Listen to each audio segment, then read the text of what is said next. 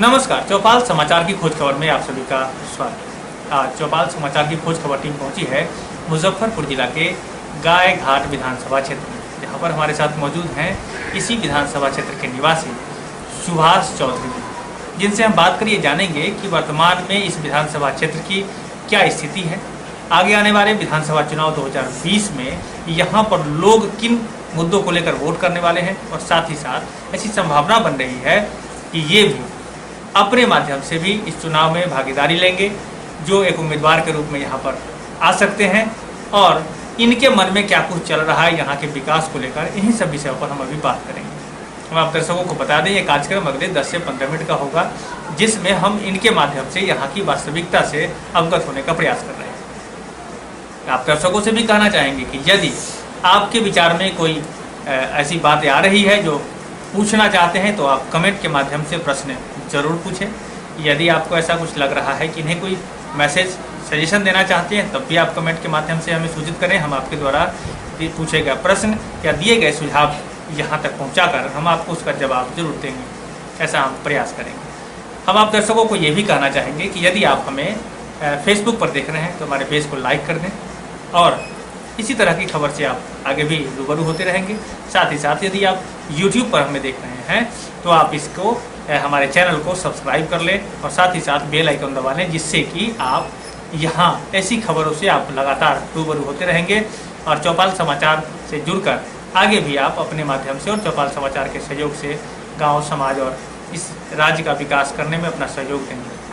तो हम सबसे पहले सुभाष जी आपका बहुत बहुत स्वागत करते हैं। नमस्कार जी। और पूरे गायघाट विधानसभा क्षेत्र के लोगों को, पूरे बिहार की जनता को एक बार हमारा सादर नमस्कार, और आपका भी चौपाल समाचार का, जिन्होंने मुझे अपना बेशकीमती समय दिया है, इसके लिए आपको धन्यवाद। जी, बहुत बहुत धन्यवाद। सुभाष जी, आप एक युवा हैं जी, और आपने पहले भी देखा है विधानसभा चुनाव को देखा है, पिछली बार उम्मीदवार भी रहे हैं आप। जी जी। तो आप हमारे दर्शकों को बताएं कि वर्तमान में क्या स्थिति है यहाँ के विधानसभा क्षेत्र की, कैसा कुछ विकास आपको नजर आ रहा है वो बताएं। ये विकास तो ऐसा कुछ हुआ ही नहीं। पिछले 20, 25, 30 सालों में यहाँ हमारे आदरणीय चाचा जी महेश्वर प्रसाद यादव जी विधायक हैं, और उन्होंने कोई ऐसा विकास का कार्य नहीं किया जिससे ये समझा जा सके कि क्षेत्र विकसित है या विकासशील है या प्रगतिशील है।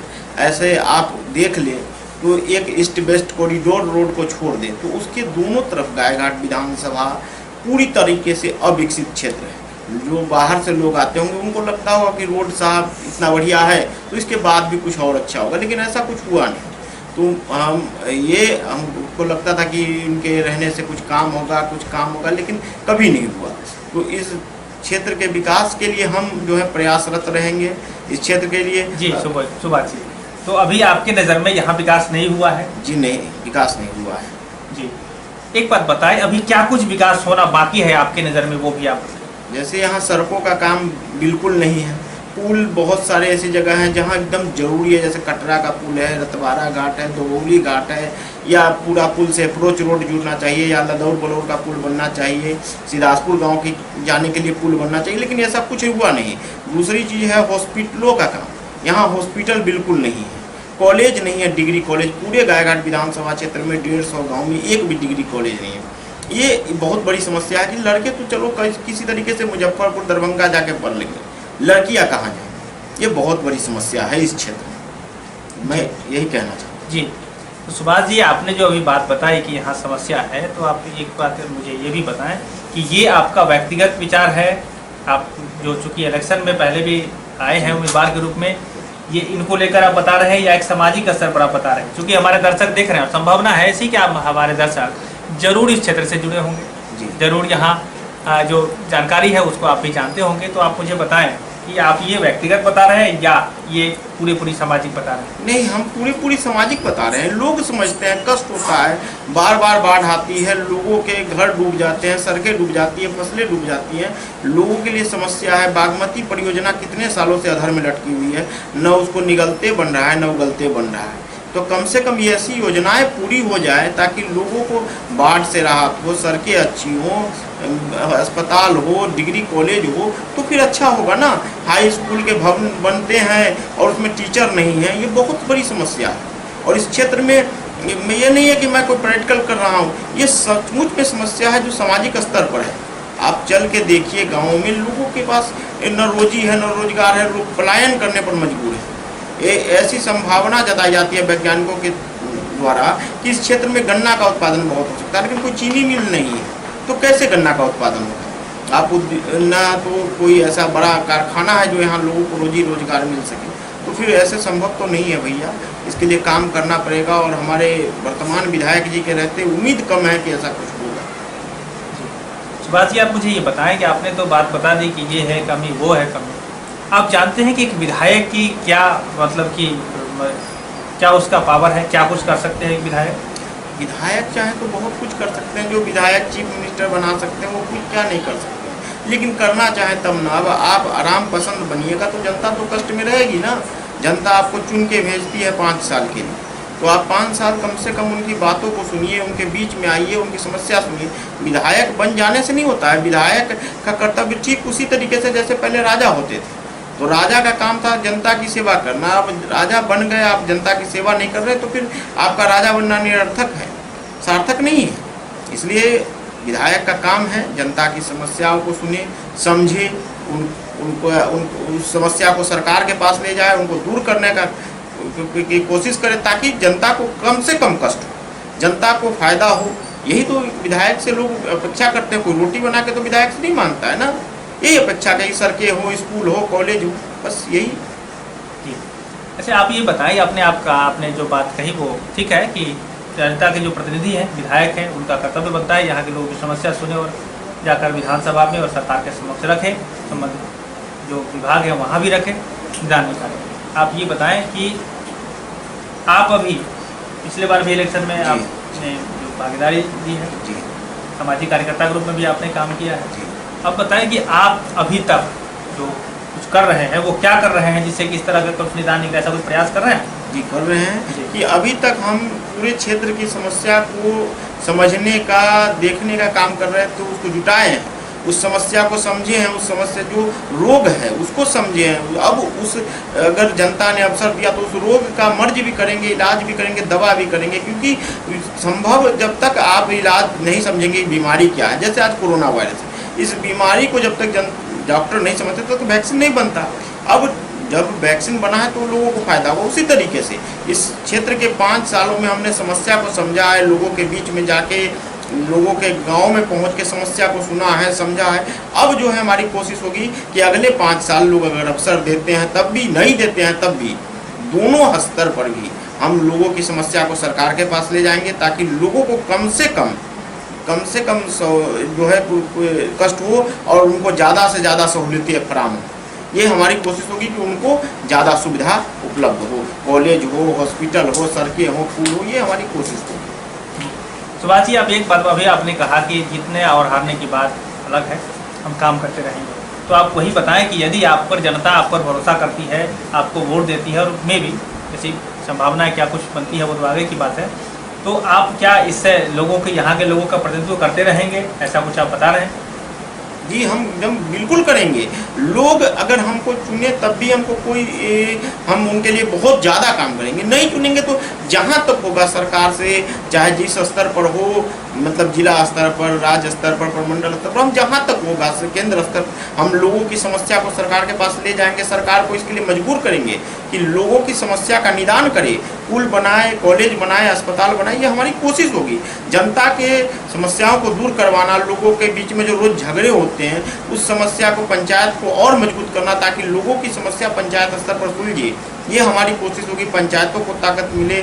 जैसे आज नल जल योजना है, बहुत जगह बड़ी टंकी बन रही है, बहुत जगह छोटी वाली बन रही है, तो छोटी वाली अनसक्सेस है। ऐसी चीज़ों को बंद करे सरकार। जो बड़ी चीज़ें हैं वो जो लोगों के फायदे में, उसको देखें, इस चीज़ को देखें। अब सरकार कह रही है कि गाँव-गाँव में बिजली पहुँचा रही है, पहुँचा दिया, अच्छी बात है। अब कह रहे हैं खेत खेत में पहुँचाएंगे, लेकिन उन बिजली समस्याओं में क्या है कि वो ठेका प्रथा पर है। काम जो होता है उसमें जैसे पोल लगता है, टूट जाता है, वगैरह वगैरह, इस चीज़ को भी सरकार को ध्यान दे और इस पर ध्यान आकर्षित कराना हमारा काम है और ये हम करेंगे। जी, तो हम दर्शकों को बता दें कि अभी हम बात कर रहे हैं गायघाट विधानसभा क्षेत्र अंतर्गत ये जो सुभाष जी हैं इनका निवास स्थान है यहाँ पर, उनसे हम बात कर रहे हैं और ये अपने व्यक्तिगत विचार यहाँ पर रख रहे हैं। आप दर्शक भी हमारे समझदार हैं, बुद्धिजीवी हैं और हम आपसे भी आग्रह करेंगे कि इनके विचारों से आप जो इन्फॉर्मेशन मिल रहा है उससे आप कितना संतुष्ट हो रहे हैं। यदि आपको कुछ सुझाव देना है तब भी आप अपना सुझाव जरूर कमेंट करेंगे। यदि आपको कोई प्रश्न पूछना है तो कमेंट करें, हम आपको पुनः इनसे आकर प्रश्न देकर आप तक जवाब पहुँचाने का प्रयास करेंगे। सुभाष जी, आप मुझे बताएं कि अभी आपने जो समस्याएं बताई इसके निदान के लिए आपने क्या अभी कोई ग्राउंड पर कोई काम शुरू किया है जिससे कि इस सबका समस्या का निदान निकल जाए? जी, ये समस्या जो है, मैंने कहा ना कि पिछले 5 साल से हम इसी में लगे हुए थे कि इस समस्या को समझे। इस समस्या को हमने समझ लिया है, इसको अपने पूरे दिमाग में माइंड सेट कर लिया कि अब क्या समस्या है, क्या बीमारी है।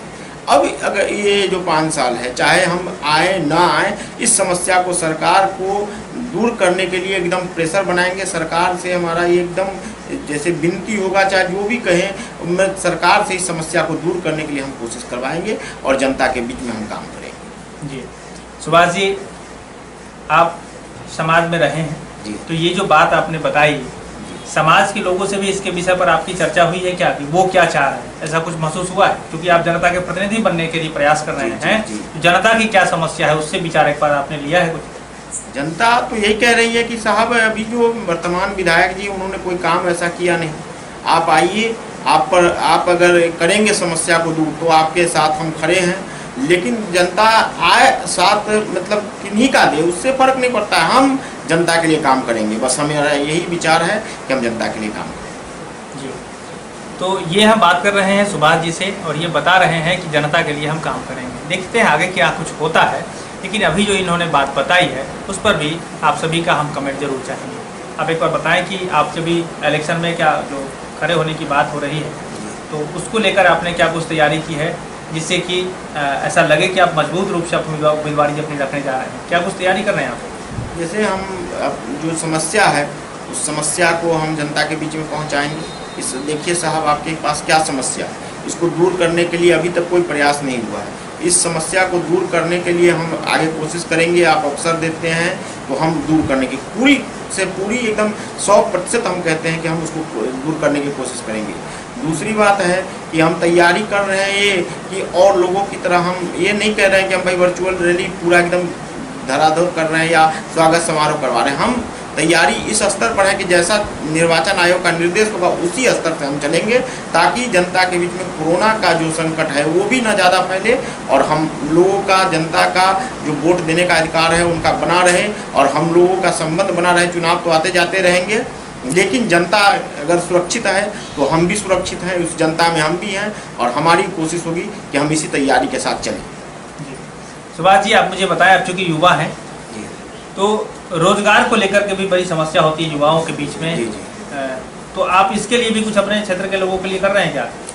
जी, हम यही कर रहे हैं कि लोगों के बीच में जो समस्या है रोजगार का, ये बहुत बड़ा समस्या है कि पलायन में, मतलब दुर्भाग्य कहिए कि पूरे बिहार में पलायन की समस्या बनी हुई है। क्योंकि यहाँ ना औद्योगिक इकाइयाँ हैं, ना सरकारी स्तर पर बहालियाँ होती हैं। जो बहालियों की वैकेंसी निकलती है 9-9 साल 10-10 साल से वैकेंसियाँ पड़ी हुई हैं, बहाली होती नहीं है। तो ये बहुत बड़ी समस्या है। इस समस्या को सरकार के पास पहुंचाने का काम करेंगे। सरकार से हमारी कोशिश होगी कि हर हालत में जो इंडस्ट्री जो बंद पड़ी है उनको फिर से खोला जाए, ताकि लोकल लोगों को कम से कम रोजी रोजगार मिले, वो अपने घर के पास में रोजी रोजगार उनको मिल जाए। ये बहुत बड़ी बात होगी और इसी क्षेत्र पर हम काम करेंगे। जी, तो इन्होंने अभी जो बातें बताई हैं वो समस्या को इन्होंने बता दिया है, कैसी समस्या है और कैसे ये इसका निदान निकालने का प्रयास कर रहे हैं। सुभाष जी, अभी कोरोना की वैश्विक महामारी है और हम और आप सभी लोग इससे कहीं न कहीं से प्रभावित हो रहे हैं, तो आप अपने क्षेत्र, विधानसभा क्षेत्र के लोगों को क्या कुछ संदेश देना चाहेंगे इससे कोरोना की महामारी में बचाव के लिए? जी, हम उनसे ये कहना चाहेंगे कि सबसे पहले तो भीड़ न जुटाएं। जैसा कि डॉक्टरों की सलाह है, भीड़ न जुटाएं, सैनिटाइजर का उपयोग करें और जहाँ तक संभव हो मास्क का उपयोग करें और जो भी जैसे सबसे पहले तो भीड़ ना जुटाए, लोगों के बीच में, एक दूसरे के बीच में, चौक चौराहों पर अभी जैसे लोग बैठ जाते हैं वैसा ना करें, जिससे कि लोगों की मतलब ज़िंदगी बचे, क्योंकि जान है तो जहान है। लोग कम से कम इस को समझे। सरकार बार बार आग्रह कर रही है तो सरकार के आग्रह को मानना चाहिए। ये नहीं सोचना चाहिए कि सरकार में कौन है, ये सोचिए कि सरकार का दिशा निर्देश सबके लिए होता है, चाहे वो प्रधानमंत्री खुद हो उनके लिए भी होता है, चाहे जो सलाह दे रहे हैं डॉक्टर उनके लिए भी होता है, और डॉक्टरों को, नर्सों का, कंपाउंडर का, जो भी मेडिकल स्टाफ है या पुलिस स्टाफ है, उनका भी सम्मान करें, क्योंकि वो आपके लिए दिन रात लगे हुए हैं। और उनको भी इज्जत दे और अपनी जान को जोखिम में न डालें, जान बचाएं, ताकि कोरोना जैसी महामारी को हम लोग हराएं। ये 18वीं सदी नहीं है, 19वीं सदी नहीं है, 20वीं सदी नहीं है, 21वीं सदी है। और 21वीं सदी के लोगों को कम से कम जनहित जो है अपने लिए खुद सोचना होगा कि भाई सरकार ने हमको सलाह दी है, उसी सलाह से हम चलें।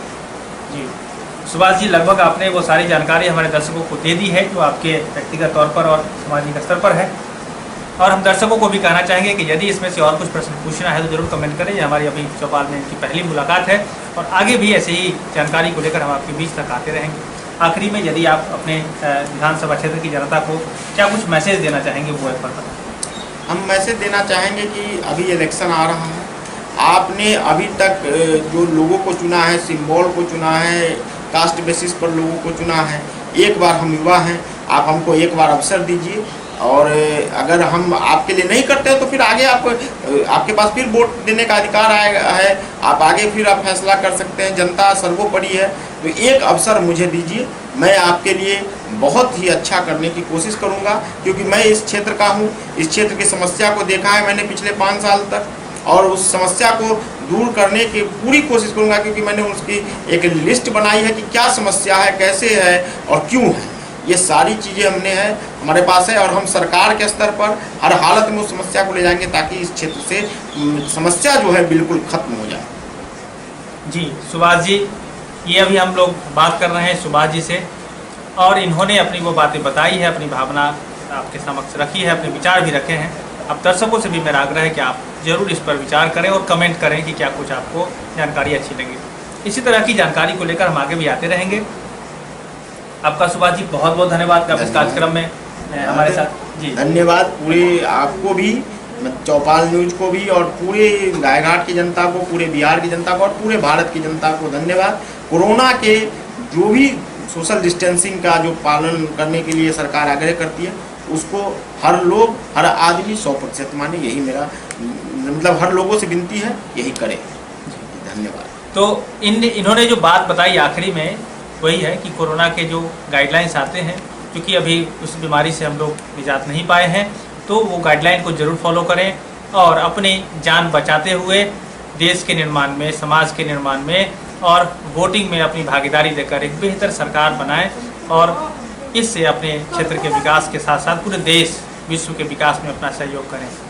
इन्हीं सब बातों को लेकर मैं पुनः कहना चाहूँगा कि यदि आप हमारे फेसबुक से अगर आप इस वीडियो को देख रहे हैं तो पेज को लाइक करें, और ये आग्रह है कि आप यदि YouTube पर देख रहे हैं तो हमारे इस चैनल को, चौपाल समाचार के चैनल को सब्सक्राइब कर लें, किसी तरह की ग्राउंड की रिपोर्टिंग हम आप तक पहुंचा सकें। आप सभी का बहुत बहुत धन्यवाद हमारे दर्शकों का। कैमरा पर्सन धीरेन्द्र कुमार के साथ मैं हूँ अभिषेक आनंद, चौपाल समाचार मुजफ्फरपुर। धन्यवाद।